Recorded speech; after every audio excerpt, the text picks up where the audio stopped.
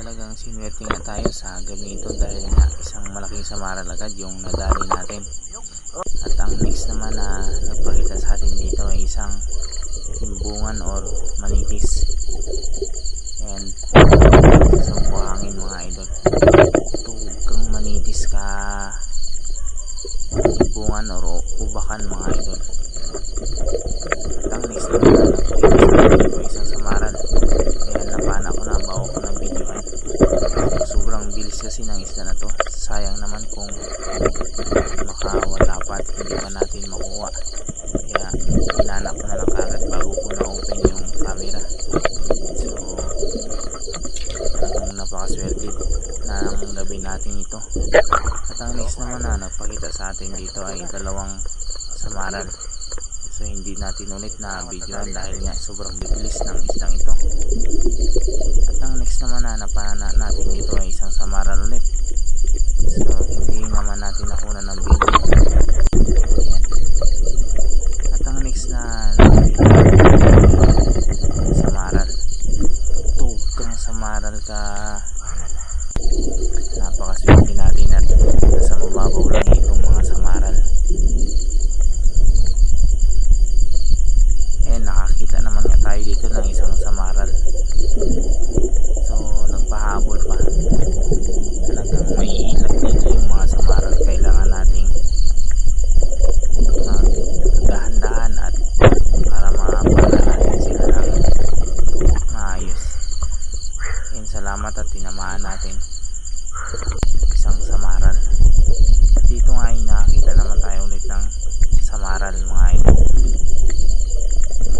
Napakabilis nila, nandyan lang sila sa mga tungkal.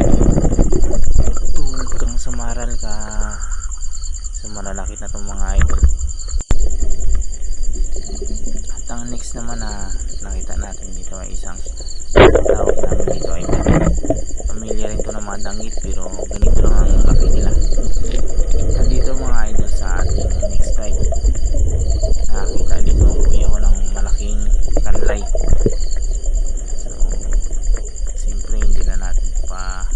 Palampasin yan at sinisid ka natin. Andiyan sa ilalim ng butas at yan, dali-dali ko na itong tinutukan at pinana sa pulkang kanlay ka. Ayan, malaki na ito mga idol. Napakalaki na, nasa malapit na 3 kilohin. Ayan, hinugot ko sa butas mga idol. Pasensya na hindi makita doon sa ilalim dahil nga medyo malabo. Ayan, napakalaki mga idol. Talagang jackpot tayo ngayon. Nasa 2.8 kilogram isang kanlay or more fish. Alright, mag-another tayo dito mga idol. Nakakita tayo ng tagbago.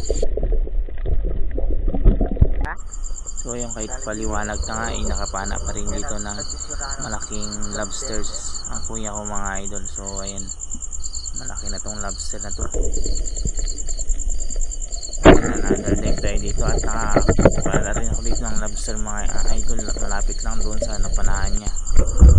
So at ahon na rin kami dito mga idol dahil nga umaga na. So ayun na yung nadali nating kanlay. Talagang sinuwerte tayo sa gabing ito dahil nga nakadali tayo ng isang kanlay or Maori fish. Ayan, pawi na kami dito mga idol at kung makikita nyo talagang hirap na hirap tayo magpasa ng ating isda dahil nga ang bigat-bigat. So salamat po at salamat sa mahal na Panginoon at pinagkalooban tayo ng maraming biyaya. So pawi na kami ito mga idol. Right mga idol, pawi na kami mga idol.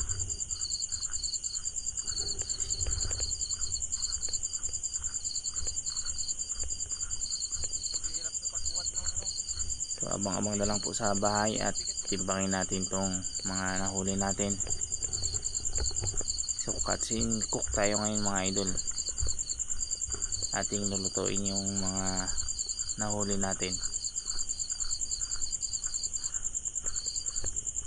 A few moments later. Pagkain ng baka niya. Yun, nakatimbang ng mga idol. 2.88 kilogram. Ang laki. Napakasarap ng isda na ito mga idol.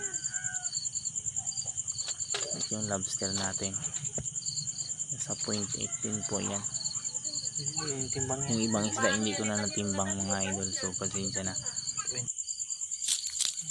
At siyempre, nilinisan ng papa ko yung malaking isda mga idol. Ayan o. Grabe kataba. Ayan, grabe kataba. Orange yung taba. Grabing taba mga idol. Sinigang na natin yan. Yan na. Sarap. Taba oh. Ayan, grabe kataba mga idol. Siyempre tikman natin.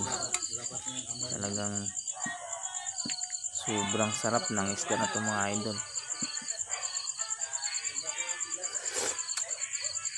Grabe kataba.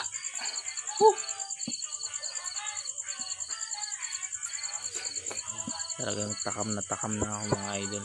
So tara, kainan na tayo.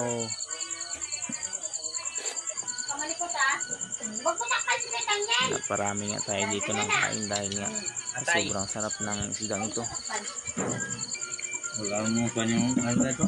So ayun, tinitin na yung atay dito mga idol. So hanggang dito na lang po. Salamat sa inyong panonood. Sana ay nag-enjoy kayo. Bye bye po sa inyong lahat. Ingat kayo. Peace out.